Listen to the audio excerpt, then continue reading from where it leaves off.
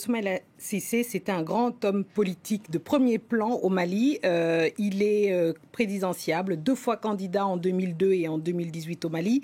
Il est ingénieur, informaticien de formation. Il a étudié à Dakar puis à Montpellier, où il va travailler d'abord en France avant de rentrer en 84 au Mali, rejoindre le futur président de l'époque, Alpha Omar Konaré, avec lequel il milite énormément au sein de ce parti. Et c'est d'ailleurs avec les dissidents de ce fameux parti-là qu'il va fonder beaucoup plus tard le fameux parti de son parti actuel, l'URD.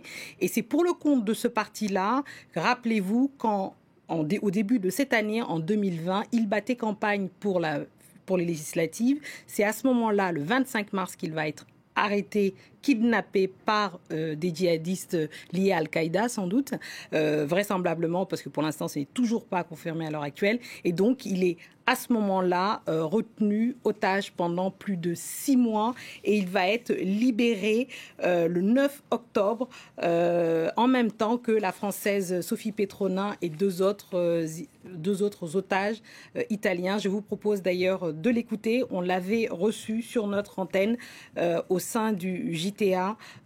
C'était en octobre dernier. Vous savez, être libre, c'est vraiment un privilège.